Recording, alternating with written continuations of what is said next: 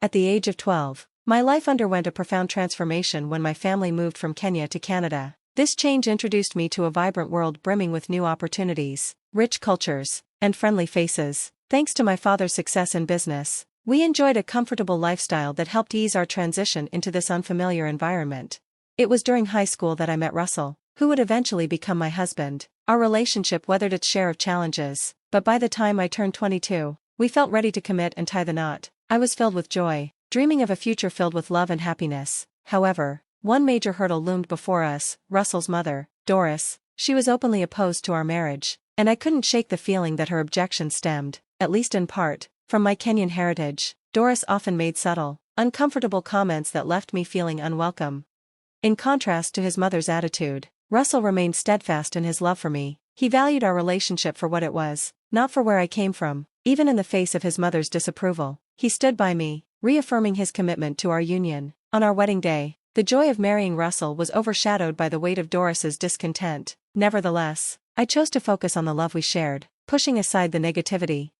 After the wedding, Doris's disdain became increasingly evident. Her disparaging remarks about my culture and heritage were hurtful, and though I longed for a harmonious relationship with her, it felt increasingly out of reach. Russell tried to bridge the divide. Caught between his love for both his mother and me, he promised to address the issues with Doris, but the tension lingered. Her constant jabs and intrusive questions about my background wore on my mental and emotional well-being.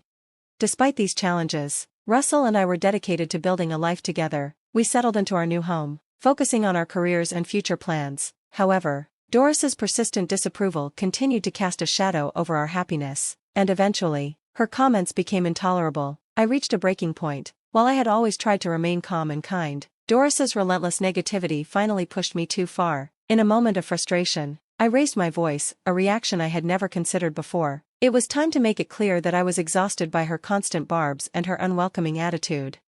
"Doris, I've truly had enough of your incessant comments. They're wearing me down." "Oh, I'm just expressing my opinions. There's no need for you to be so defensive." "Expressing opinions? It feels more like you're targeting me because of my background. I deserve respect, just like anyone else." "I don't mean to offend, but you seem overly sensitive about everything." "This isn't about sensitivity, it's about respect. I am your daughter-in-law, and I deserve to be treated with kindness and understanding. Perhaps if you tried to fit in a bit more, I wouldn't need to make these remarks." "Fit in? I've been part of this community for years. This is my home, too, and I shouldn't have to change who I am to satisfy you. Just so you know, I never sought your permission to marry your son, nor did I wish for it. I'm aware you had different plans for him. That's unfair. We love each other, and that should matter to you. If only you were from a more traditional background, perhaps I'd be more accepting." "I don't need your acceptance. I'm proud of my heritage, and I won't let you belittle me for it. Your prejudice is your issue to resolve. Maybe things would be simpler if you had married someone from your own culture."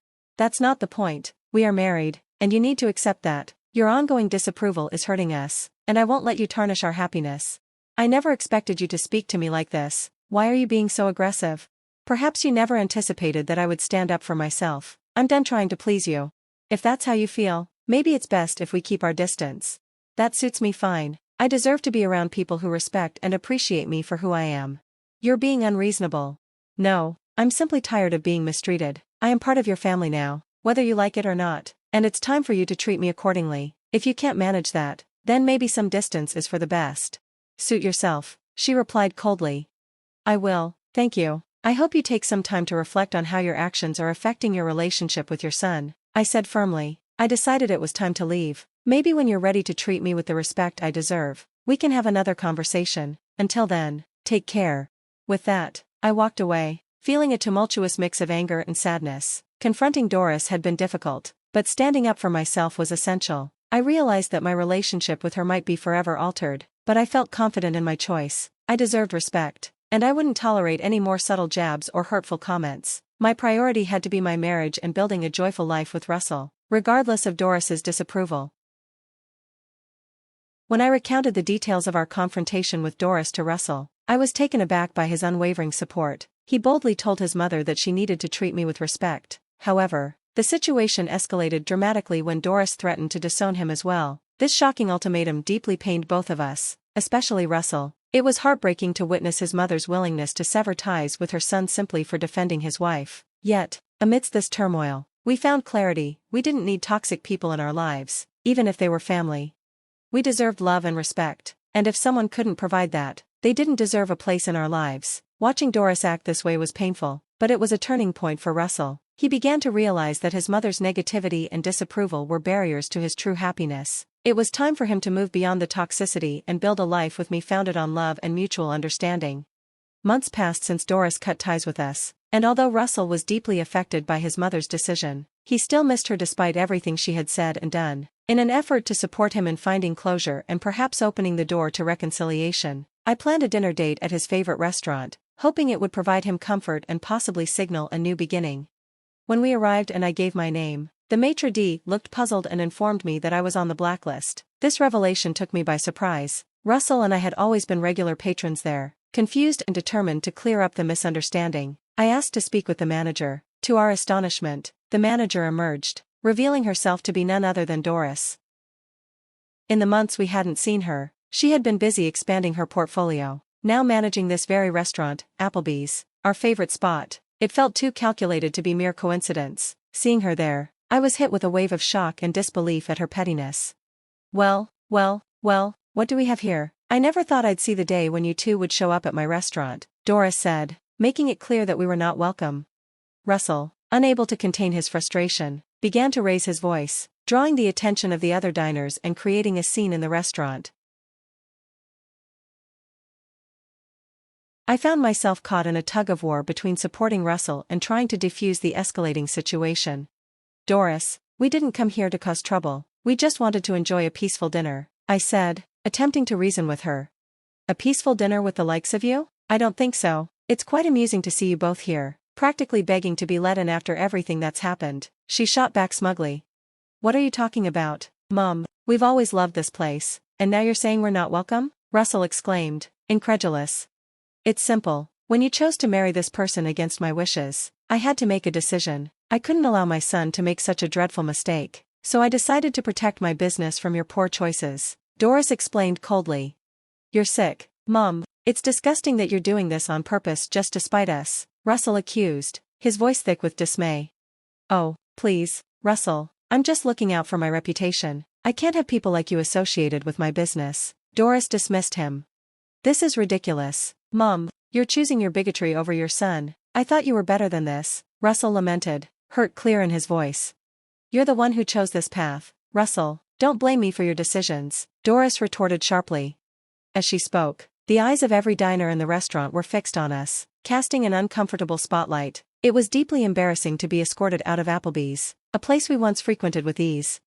Let's just leave, arguing won't change her mind, I suggested quietly, eager to escape the mounting tension. You're right, Janice, it's not worth it, Russell replied, disappointment etched across his face.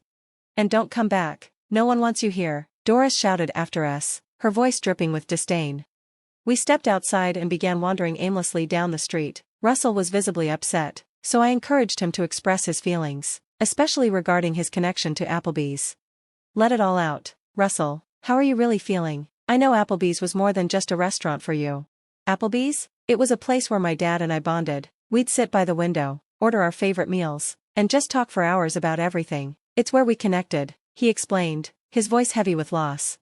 It sounds like such a meaningful place for you, and I can't believe Doris would use it to hurt you like this, especially knowing how much those moments with your dad meant. It's just so unfair. She knows how special Applebee's is to me, yet she chose to weaponize it against us simply because she disapproves of our marriage. You deserve so much better than this, Russell. I wish I could fix it. It's awful to see someone trying to dismantle what we have. I always thought family was meant to support each other, not tear each other apart. It's hard to understand why she behaves this way, but sometimes people let their biases cloud their judgment. We may not be able to change that, but we can choose how we respond, I reassured him. You're right, I'm done letting her negativity affect us. What matters is that we have each other. Exactly, we'll face this together, and actually, I have some news that might brighten your day. What's that? He asked, curiosity peaking despite the somber mood. Well, it turns out my dad recently acquired the entire block of buildings on this street, including Applebee's. Really? Why didn't you mention this before? It just happened. He finalized the deal with the investors recently. I was still grappling with how everything would unfold. I had planned to share the news about my dad owning the complex during a celebratory dinner at the restaurant. That's incredible, Janice. I need to congratulate him later, Russell said, genuinely impressed. We can do that later, but right now, there's something else we need to discuss about your mom, I replied, hinting at a more immediate concern. You see, my dad is quite formidable when it comes to business matters. He won't take kindly to how Doris treated us. He's going to handle this situation. Feeling a mix of urgency and necessity, I decided to call my dad right then and put him on speakerphone so Russell could listen in. I explained everything that had happened at Applebee's. My dad was upset by the news. I knew Doris wasn't fond of you, but to kick you out of a restaurant? That's a new low. I'm sorry I hadn't reviewed the document sooner. I only recently received the title deeds for this property, and I haven't had the chance to evaluate all the managers yet, but rest assured, I'll take care of this immediately, he reassured us. Don't worry at all, give me 20 minutes, and I'll be there to sort this out personally. Hearing my dad's determined words brought me a sense of relief, though also a twinge of concern. I knew he could handle the situation, but I hoped it wouldn't escalate into something messy. My dad isn't someone to be trifled with, especially in business, and he firmly believes in treating customers with fairness and compassion.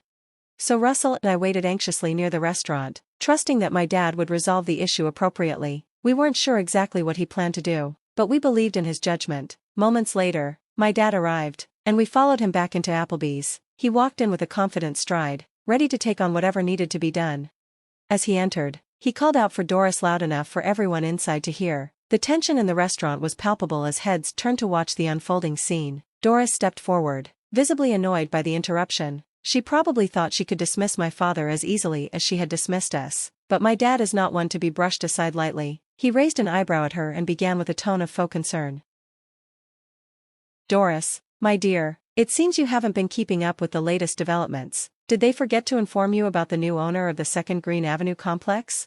Doris looked visibly shaken, clearly caught off guard by the unexpected news. What are you talking about? Who is it? She stammered, confusion lacing her voice. My dad couldn't suppress a small knowing smile. Well, that would be me. I'm the new owner, and I must say, in less than a week, I've already received troubling complaints about your management. Doris's complexion paled as the reality of her predicament sank in. I didn't know that, she muttered, flustered. Well, perhaps if you had checked your emails or paid closer attention to what's happening around you, you might have known, but it's too late for apologies now, my dad replied with a chuckle.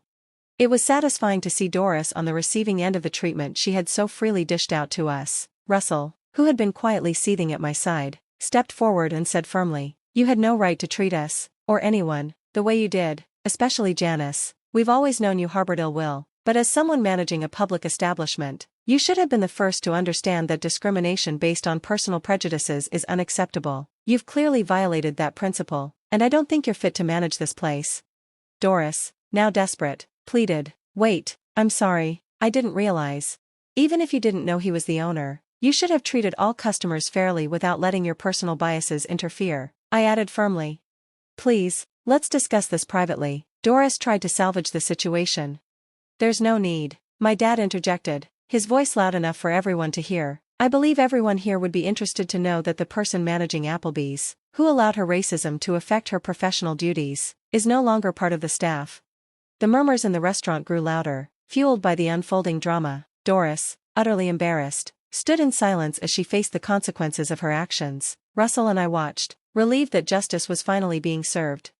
We couldn't help but feel a mix of relief and triumph as my dad decisively handled the situation, warning her that he would call security to escort her out if she didn't leave voluntarily. Embarrassed and on the brink of tears, Doris began her walk of shame out of the restaurant. As she exited, the mood in the establishment lifted instantly. People began to clap and cheer, celebrating her departure. A profound sense of relief washed over me. Russell and I rushed over to my dad and gave him a big hug, grateful for his decisive intervention. You're the best, Dad, I exclaimed with a smile, and he chuckled, giving us both a reassuring pat on the back. It was my pleasure, my dear. I couldn't stand by and watch you two suffer because of her, he replied, his warmth enveloping us. Dad excused himself to check on the kitchen staff and find the next in command to appoint as the acting manager amidst the upheaval. He returned shortly after, explaining that he had important business matters to finalize, including formally terminating Doris and organizing the paperwork for the new acting manager.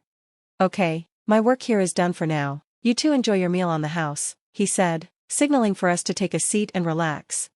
As we settled down at a table, a whirlwind of emotions enveloped me. I was still processing the swift turn of events, amazed at how quickly everything had escalated, yet above all, I felt incredibly grateful for my dad's support and the strength he provided us through this challenging time. It was comforting to know that, no matter what, we had someone on our side, ready to step in when needed.